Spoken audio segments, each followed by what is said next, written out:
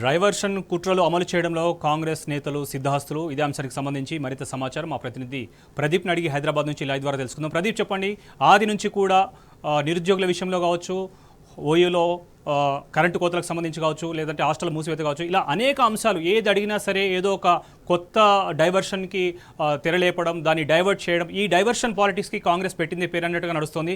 ప్రస్తుతం కూడా రైతన్నలు రుణమాఫీలో అడుగుతుంటే కూడా దానికి బీఆర్ఎస్ విలీనం అంటూ కూడా కొత్త కథనాలు కుట్రలు అల్లుతోంది కాంగ్రెస్. దీనికి సంబంధించి మీ దగ్గర సమాచారం ఏంటి? రేవంత్ రెడ్డి రుణమాఫీకి సంబంధించిన మూడో విడత సంబంధించిన సభ వైరాలో జరుగుతున్న క్రమంలోనే హరీష్ రావును టార్గెట్ చేస్తూ రెచ్చగొట్టే ప్రసంగం చేశారు. ఆ తర్వాత ఏదైతే హరీష్ రావుకు సంబంధించినటువంటి ఫ్లెక్సీలు రాజీనామా చేయాలని ఫ్లెక్సీలు అదేవిధంగా పోస్టర్లు వేసినటువంటి పరిస్థితి. అయితే ముందు నుంచే రేవంత్ రెడ్డి ఒక ప్లాన్ చేశారు. పూర్తి స్థాయిలో మనం రుణమాఫీ చేయడం లేదు కనుక దీన్ని డైవర్ట్ చేయాలి, తద్వారా రాజకీయంగా ఒక రెచ్చగొట్టే కార్యక్రమం బీఆర్ఎస్ అదేవిధంగా కాంగ్రెస్ వర్సెస్గా చిత్రీకరించడం ద్వారా రుణమాఫీ అనే అంశం పక్కదారి పడుతుందనేది రేవంత్ రెడ్డి వ్యూహంలో భాగంగానే ఈరోజు సిద్దిపేటలో రాత్రి జరిగినటువంటి ఎమ్మెల్యే క్యాంపు కార్యాలయంలో జరిగినటువంటి దాడులకు సంబంధించి కావచ్చు, కాంగ్రెస్ సంబంధించినటువంటి ఆకతాయిలు ఎవరైతే సిద్దిపేట ఎమ్మెల్యే క్యాంపు కార్యాలయంపై దాడి చేస్తున్న క్రమంలో అక్కడ పోలీసులు ఉండి ప్రత్యక్షంగా చూస్తున్నారంటే గవర్నమెంట్ డైరెక్షన్ అదేవిధంగా కాంగ్రెస్ పార్టీకి సంబంధించినటువంటి పెద్దల డైరెక్షన్ ప్రకారమే జరిగిందనేది తేటతెల్లమవుతున్నటువంటి పరిస్థితి మనం చూస్తా ఉన్నాం. గత కొంతకాలంగా 8 నెలల కాలంలో ఏదైతే ఎన్నికల ముందు కాంగ్రెస్ పార్టీకి సంబంధించి పిసిసి అధ్యక్షుడిగా ఎన్నికల ప్రచారంలో వారి మేనిఫెస్టోలో చెప్పిన అంశాలు 6 గ్యారంటీలు 13 హామీలు ఏవైతే ఉన్నాయో వాటిని అమలు చేస్తాము. డిసెంబర్ 9 సోనియా గాంధీ పుట్టినరోజు నాడే ఏదైతే కీలక 6 గ్యారంటీలు అమలు చేస్తామని చెప్పినటువంటి పరిస్థితి. కేవలం ఒక ఫ్రీ బస్సు మాత్రమే పరిమితమయ్యారు. తక్కువ ఖర్చు ఉన్నటువంటి అంశం ఏదైతే ఫ్రీ బస్సును అమలు చేస్తూ మిగిలిన వాటి అంశాలన్నింటినీ మిగిలిన మేనిఫెస్టోలో పెట్టినటువంటి 6 గ్యారంటీలు 13 హామీలకు సంబంధించి కీలకమైనవన్నిటినీ పక్కదారి పట్టించారు. తద్వారా ప్రతి సందర్భంలోనూ ఒక డైవర్షన్ ఏదైతే పొలిటికల్ డైవర్షన్ కు రేవంత్ రెడ్డి ప్లాన్ వేస్తా ఉన్నారు. ప్రతి సందర్భంలో ఒక చిట్ చాట్ పెట్టడము, ఆ రాజకీయంగా ఒక లీకులు ఇవ్వడం లేదా మీడియాకు కొంత లీకు సమాచారం ఇచ్చి దానికి సంబంధించినటువంటి అంశం మీద ప్రజలను తప్పుదారి పట్టించే విధంగా ప్రజల మూడును డైవర్ట్ చేసే విధంగా ప్రతి సందర్భంలో వివరిస్తా ఉన్నారు. అందులో కరెంటు కోతల సందర్భంలో విద్యుత్ కమిషన్ అని కావచ్చు, లేదా మేడిగడ్డ సంబంధించిన పిల్లర్లు కుంగిపోయాని దానికి సంబంధించి ఈరోజు రిపేర్ జరుగుతూ ఉన్నాయి.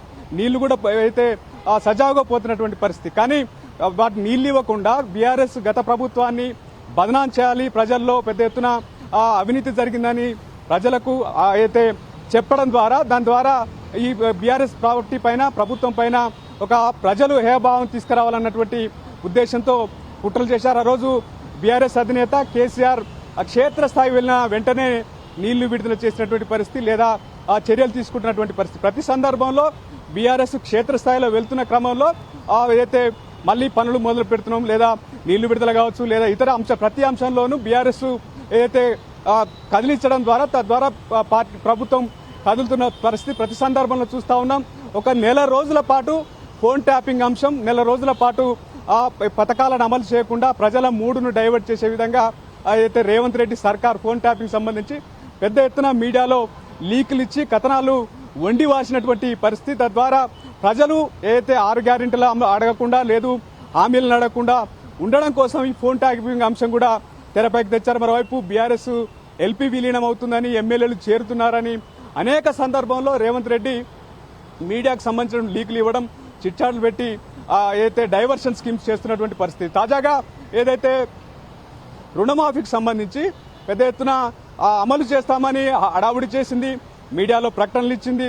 దాదాపు 47 లక్షల మంది రైతుల ఖాతాలకు రుణమాఫీ జరగాల్సినటువంటి పరిస్థితుల్లో ఈరోజు కేవలం 22 లక్షలకే అమలు అయిందంటే 50% కూడా అమలు చేయనటువంటి పరిస్థితి. దాదాపు 40 కోట్ల నిధులు అన్నారు, ఆ తర్వాత 31 కోట్లని మీడియా ప్రకటనలో కూడా సాక్షాత్తు ప్రకటనలు కూడా చేశారు. 31 కోట్ల నిధులు రుణమాఫీకి వెచ్చించాము, రుణమాఫీకి ఏదైతే అవుతుంది అని చెప్పినటువంటి సందర్భంలో ఏకకాలంలో రుణమాఫీ చేస్తున్నామని చెప్పిన ప్రకటనలు కూడా ఉన్నటువంటి సందర్భం. కానీ కేవలం 17,000 కోట్లతో 22 లక్షల రైతుల ఖాతాలకే నిధులు వచ్చినాయంటే ఏ రకంగా ఎంత మేరకు కోత విధించారు, ఎన్ని ఆంక్షలు పెట్టారు. వైపు రేషన్ కార్డు సంబంధం లేదు, పాస్బుక్ ఆధారంగానే రుణమాఫీ చేస్తామన్నారు. కానీ రేషన్ కార్డు కేవలం కుటుంబానికి ప్రామాణికంగా మాత్రమే తీసుకుంటామన్నారు. ఈరోజు రేషన్ కార్డు లేదని చెప్పి క్షేత్రస్థాయిలో చాలా మందికి రుణమాఫీ కానటువంటి పరిస్థితి.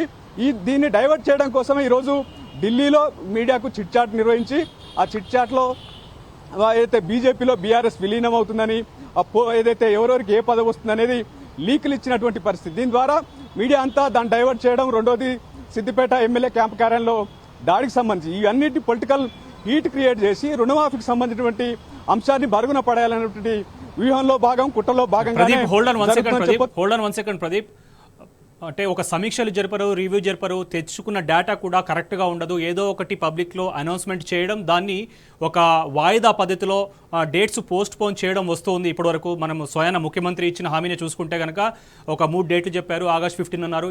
అప్పటికి కూడా ఆయన సరైన పద్ధతిలో నా పరిధిలోనే నేను రుణమాఫీ చేశానని అనడం, ఇవన్నీ కూడా పాలన చేతగాకనే కాంగ్రెస్ ఈ డైవర్షన్ కుట్రలో నమ్ముకుంది అని చెప్పేసి అని స్వయాన అస్సాం పార్టీ అధికారుల్లో కూడా ఒక విస్మయం వ్యక్తమవుతుంది. దీనికి సంబంధించి మీరేమంటారు?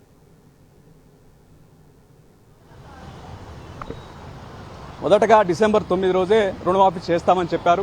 ఆ తర్వాత 100 రోజుల గడువు అన్నారు.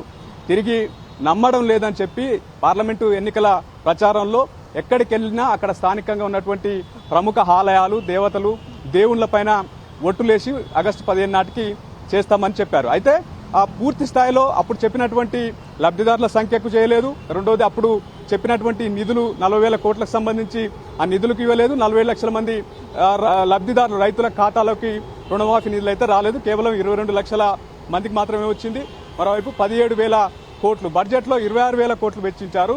31,000 కోట్లు రుణమాఫీకి అవుతుందని ముఖ్యమంత్రి స్వయంగా ప్రకటించారు.